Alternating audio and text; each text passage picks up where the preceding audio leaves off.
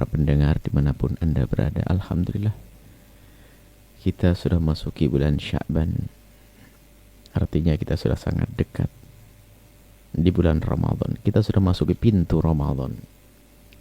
Semoga Allah berikan kepada kita kesempatan untuk masuki bulan Ramadan. Amin. Dan menjadikan kita hamba yang beruntung di bulan Ramadan dengan pahala yang berlipat ganda. Amin. Kembali kepada Allah dengan pengampunan.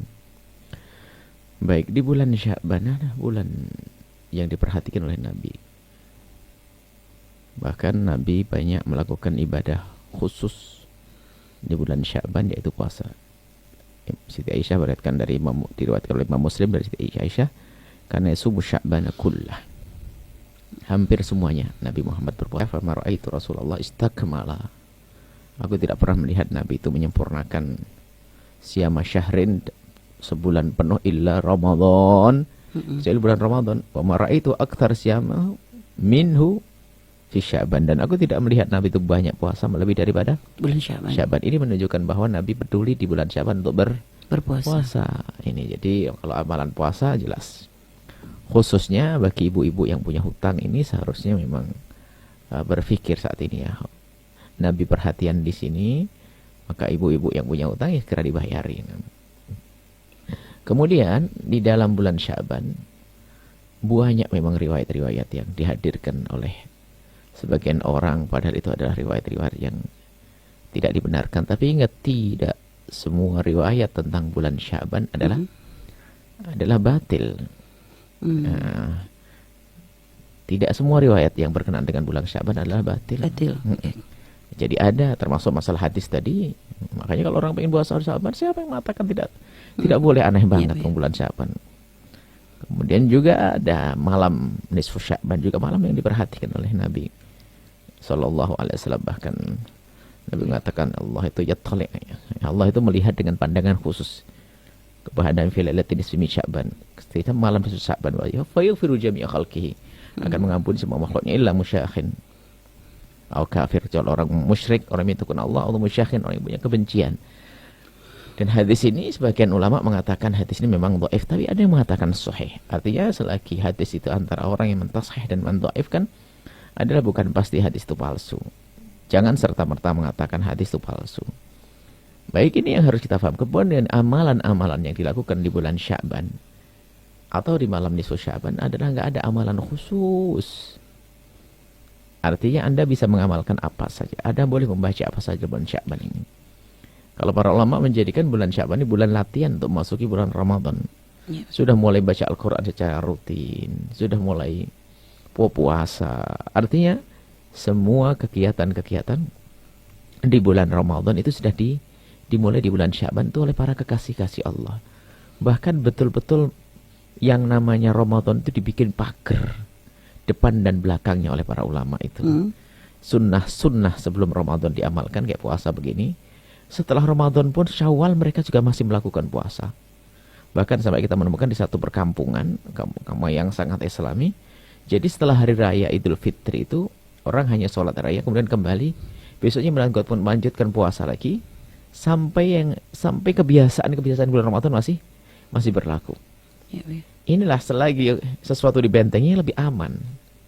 Kalau orang bisa melakukan sunnah sebelum Ramadan, sunnah setelah Ramadan, kira-kira apakah mungkin dia bakal jebol sunnah di Ramadannya? Kan begitu. Apalagi kewajiban, tentu kan begitu. Artinya ini adalah hari untuk kita belajar. Jadi kita jangan terpengaruh kepada sebagian orang mengatakan enggak ada bagaimana? Allah menyebutkan itu hari yang Allah akan ampuni. Lah maknanya itu apa? Ya kan? Maknanya itu apa? Ya kita mari mencari saat itu.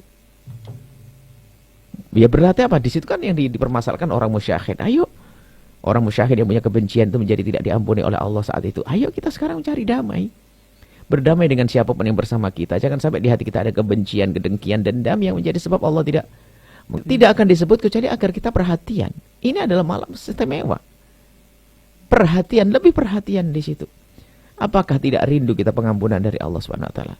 Nah, kalau memang Allah sudah memberikan pengampunan, apakah berarti kita tidak perlu minta maaf? Ya enggak juga dong.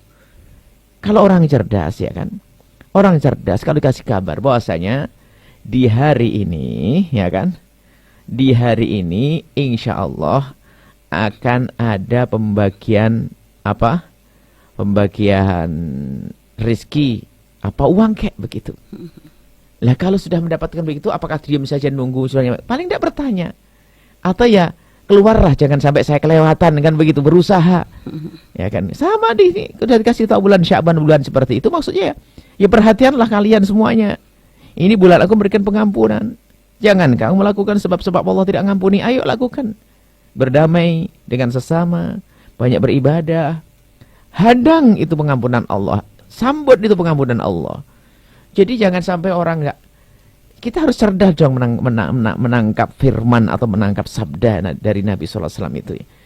Jangan sampai Nabi nyebut sesuatu enggak ada artinya. Lu kan enggak ada artinya, ngapain disebut oleh Nabi Muhammad? Biar saja.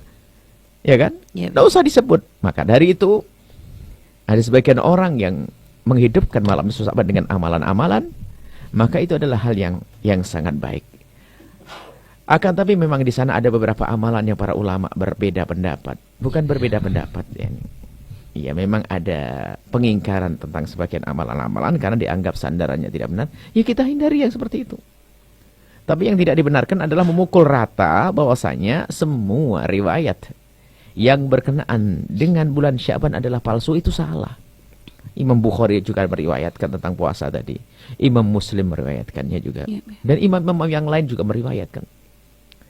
Baik, kita ini sering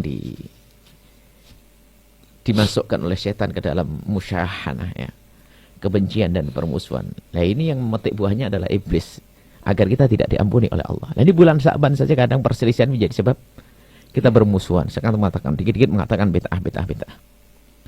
Di sisi lain ada orang dikit-dikit membawa hadis. Bukan hadis katakan hadis. Bukan hadis dibilang hadis. Banyak hal-hal yang dianggap sebagai hadis tapi bukan hadis. Kita tidak perlu, kita cukup hadirkan hadis-hadis sahih. Kita ada sebuah catatan buku tentang Sya'ban, bisa dilihat itu nanti, yang punya indahnya perbedaan ulama. Kita mencoba hadirkan riwayat-riwayat yang benar dari baginda Nabi SAW berkenaan tentang bulan Sya'ban. Mulai dari puasa dan amalan-amalan selain puasa. Adapun yang dilakukan oleh kaum muslimin di malam Nisfu Sya'ban dengan membaca surat Yasin 3 kali, itu tidak ada tuntunan khusus dari Nabi Muhammad, tapi ada tuntunan umum. Apa itu? Menghidupkan malam itu dengan beribadah. Kemudian tuntunan umum yang lain lagi apa? Cara berdoa. Tawasul dengan amal soleh, baca Yasin, setelah itu agar dipanjangkan umur, Yasin lapang rezeki. Itu sah saja. Kalau Anda kurang panjang dari baca Yasin, baca Quran utuh 30 juz boleh kok. Anehnya orang itu gampang bid'ahkan, wah amalan apa 3 Yasin dari siapa?